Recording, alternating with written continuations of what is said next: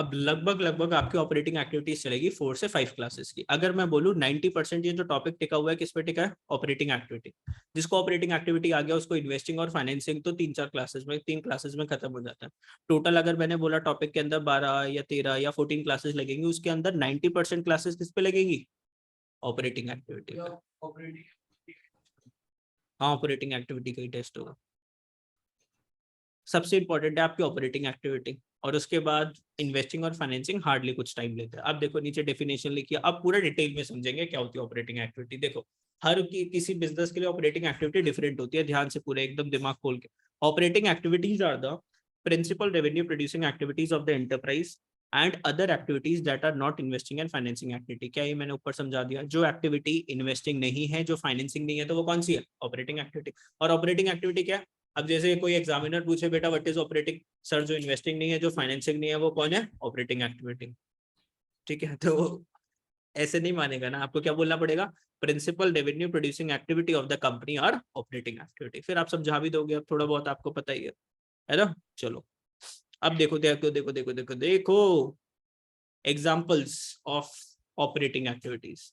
Sir दो तरीके की कंपनी होती है, एक होती है नॉन फाइनेंशियल कंपनी, एक होती है फाइनेंशियल कंपनी। एक होती है नॉन फाइनेंशियल कंपनीज और एक होती है फाइनेंशियल कंपनीज। सर ये क्या है सर, पता है? Financial companies, non financial company. बेटा फाइनेंशियल कंपनीज होगी जिनका काम होता है पैसे वैसा लेंड करना, जैसे बैंक्स,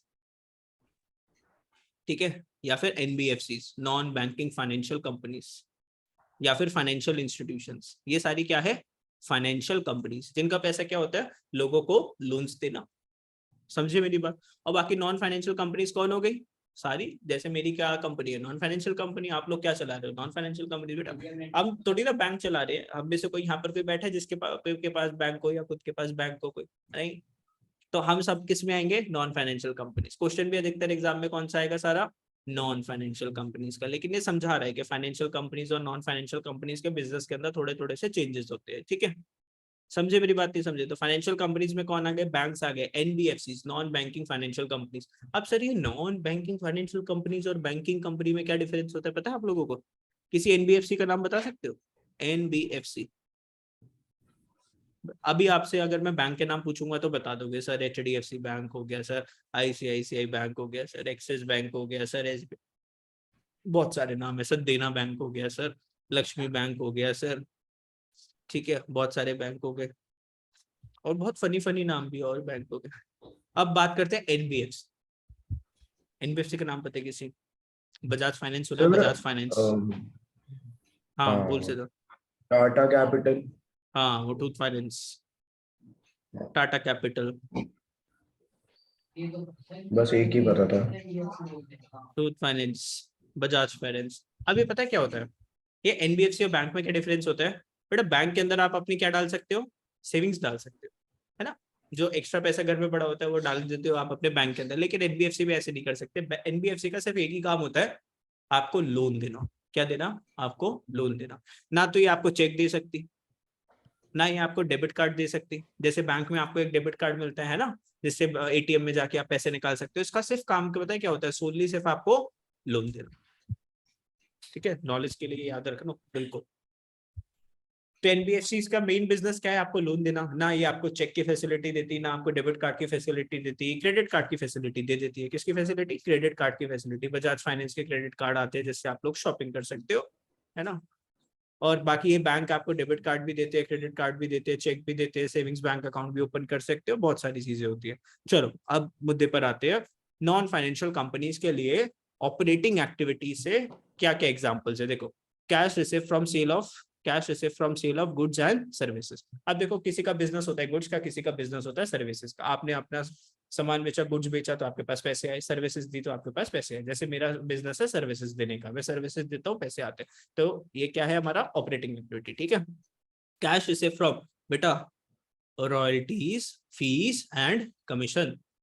पैसा कहाँ से आया? रॉयल्टीज से आया, फीस से आया, कमीशन से आया। बेटा रॉयल्टीज क्या होती है? क्या होती है रॉयल्टीज? Rent and royalty. हाँ क्या होती है रॉयल्टीज?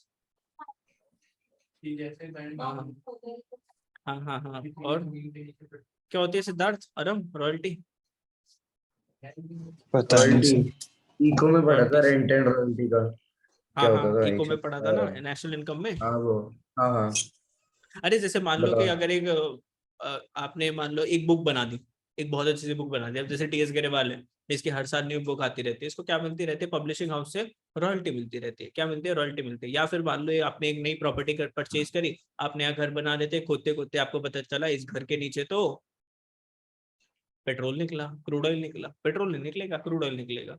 घर खोदा आपने, क्या निकला? एकदम क्रूड ऑयल निकला। तो बेटा क्रूड ऑयल अब तुम नहीं निकालोगे कि बेटा टैंकर ले लेकर निकाले जा रहे हो सुबह से लेकर रात भर। आपको वो लैंड किसको देनी पड़ेगी? एक क्रूड एक्सट्रैक्शन कंपनी को देनी पड़ेगी, जिसका काम क्या होगा, क्रूड निकाल के देगी। और वो कंपनी बदले में जितना क्रूड ऑयल निकलेगा आपको क्या देगी? रॉयल्टी देगी। क्या देगी? रॉयल्टी देगी, बिकॉज वो लैंड आपकी थी। ठीक है। फीस हो गया, कमीशन हो गया, ये सारा किस में मिलेगा आपको? ये बिजनेस के अंदर सारे पैसे आते हैं, कमीशन वगैरह मिलता है बिजनेस को, फीस मिलती है किसी काम की। Cash receive from debtors, debtor से पैसे आए। डेटर से क्यों पैसे आए? क्योंकि डेटर्स को आपने कोई सामान बेचा होगा। Cash payment for purchase of goods, आपने कुछ गुड्स परचेज करे तो कैश पेमेंट हुई बेटा, पैसे यहाँ पे आउटफ्लो होगा। ऊपर 3 में पैसे का इनफ्लो था, अभी आप लोग ध्यान से समझ लेना। ऊपर क्या था? इनफ्लो था। जहां जहां पे पेमेंट लिखा होगा वहां पे कैश का क्या होगा? आउटफ्लो होगा। तो आपने गुड्स परचेज करे और यहाँ पे क्या, अच्छा यहाँ पे रिसिप्ट लिखा, तो यहाँ पे आपने पेमेंट करी, गुड्स एंड सर्विसेज आपने परचेज करे, क्रेडिटर्स को पैसे दिए, वर्कर्स को सैलरीज वेजेस वगैरह पे करी। ठीक है। प्रीमियम आया आपके पास इंश्योरेंस कंपनी से, फैक्ट्री में आग लग गई, इंश्योरेंस कंपनी ने प्रीमियम दे दिया, तो ये क्या है? आपका इनकम है। ठीक है। Cash payment of and refund of income tax. ठीक है, इनकम टैक्स वगैरह से कुछ पैसे वापसी आए। आपका टैक्स बन रहा था 1 लाख रुपए का, आपने मोदी जी को जाकर दे दिया 2 लाख रुपए, तो मोदी जी ने बाद में आपको 1 लाख रुपए वापस करे। तो ये क्या है आप लोगों का? Operating activity. किसके अंदर? कैश पेमेंट ऑफ, या तो टैक्स की आपने पेमेंट करी, या फिर टैक्स का आपके पास क्या आया? रिफंड आया, दोनों ही चीज। वो बेसिकली जाएगा कहाँ? ऑपरेटिंग एक्टिविटी के अंदर। ठीक है, समझे मेरी बात? नहीं समझे? अब एक बैंक है ना, बैंक, बैंक है, बैंक बैंक की ऑपरेटिंग एक्टिविटी क्या होगी? क्या वो कोई गुड्स बेचेगा? कि बैंक एक दिन आलू बेच रहे हो? कभी तुम बैंक जाते हो तो दिखता है क्या बैंक के एम्प्लॉइज आलू थोड़ी ना बेच रहे बेटा?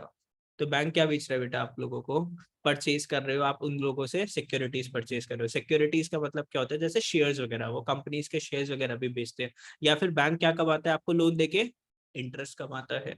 Payment of interest on loan, receipt from sale of securities, मतलब उसने एक कंपनी से शेयर्स परचेज करे, आप लोगों को बेच दिए।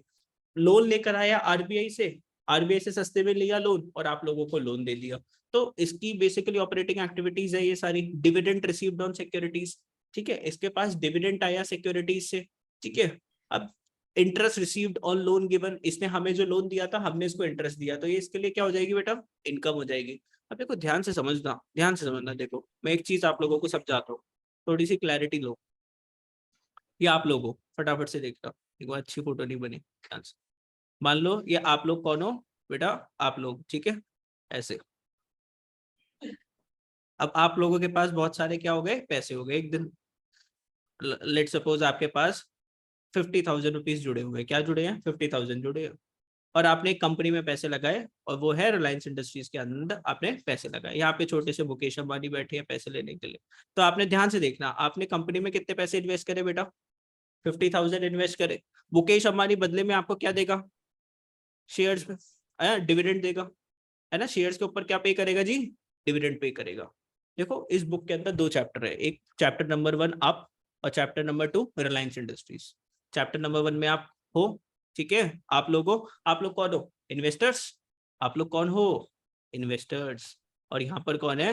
रिलायंस इंडस्ट्रीज, जिसके अंदर आपने क्या करी है? इन्वेस्टमेंट करी है। ध्यान से सुनना, बहुत इंपॉर्टेंट बात बता रहा हूँ आप लोगों को। आप लोगों ने पैसे दिया, इसको पैसे का आउटफ्लो हुआ, कहाँ पे रिकॉर्ड करोगे? Operating activity, investing activity, financing activity. अपने अपने पर्सपेक्टिव, अपनी दिमाग की बत्ती जलाओ। तुम लोगों ने पैसा दिया है ना, ये 50,000 रुपीज, घर पे आओगे दौड़े दौड़े, कैश बुक खोलोगे, रिकॉर्ड करता है ऑपरेटिंग, इन्वेस्टिंग के फाइनेंसिंग।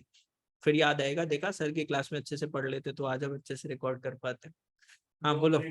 इन्वेस्टिंग बेटा, इन्वेस्टिंग, इन्वेस्टिंग एक्टिविटी। एसेट है ना तुम्हारा, कमा के देगा ना तुम्हें क्या? डिविडेंड। क्या कमा के देगा? डिविडेंड। तुम अपनी इन्वेस्टमेंट्स को एसेट साइड पे लिखते हो, बैलेंस शीट में नहीं लिखते? लिखते हैं सर। अपनी इन्वेस्टमेंट्स को हम कौन सी साइड पे लिखते हैं? एसेट साइड पे। भाई एसेट क्या होते हैं? वो चीज जो मुझे कमा के देना। आपने मुकेश अंबानी को 50,000 रुपए दिए, क्या वो आपको डिविडेंड नहीं दे रहा? देना है ना?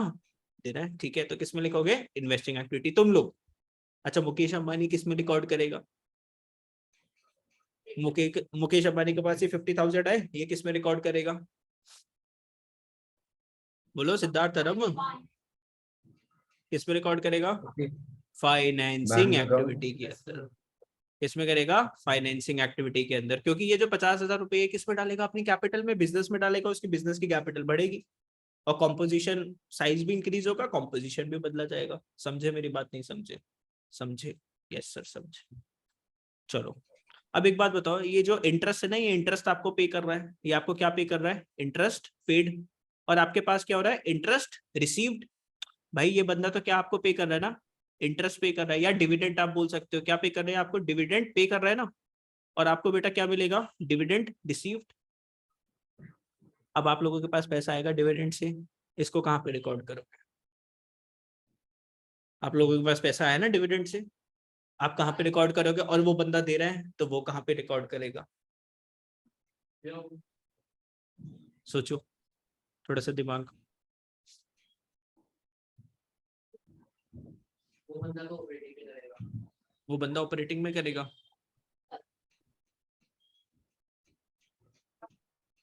इसमें करेगा, हम ऑपरेटिंग में करेंगे। ये हमारा बिजनेस थोड़ी ना डिविडेंड रिसीव करना बेटा, ये हम करेंगे इन्वेस्टिंग एक्टिविटी में। किस में करेंगे? इन्वेस्टिंग एक्टिविटी के अंदर। और वो किस में कर देगा फिर? फाइनेंसिंग एक्टिविटी में। ठीक है, चलो। तो हर बिजनेस के लिए चीजें देखो अलग है। अगर मेरे लिए इन्वेस्टिंग है तो हो सकता है सामने वाले के लिए वो क्या हो जाएगा? फाइनेंसिंग। जैसे अकाउंट्स में भी तो होता है ना, किसी का डेबिट है तो सामने वाले का क्रेडिट है।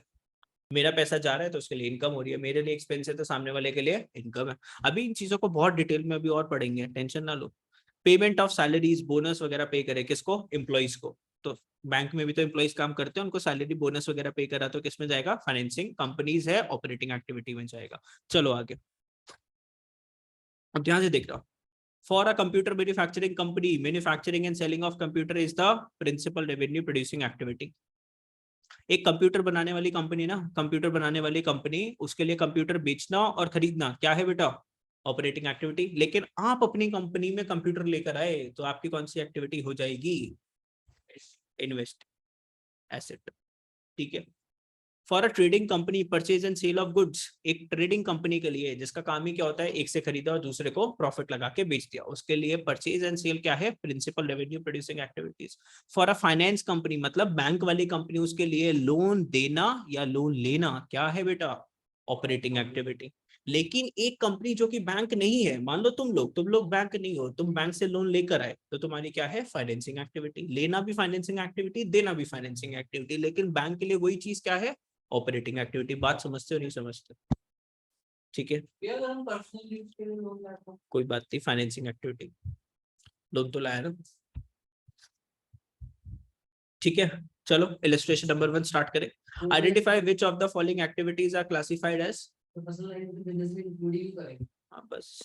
बिजनेस में दिखाने। Identify which of the following transactions are classified as operating activity by non financial companies.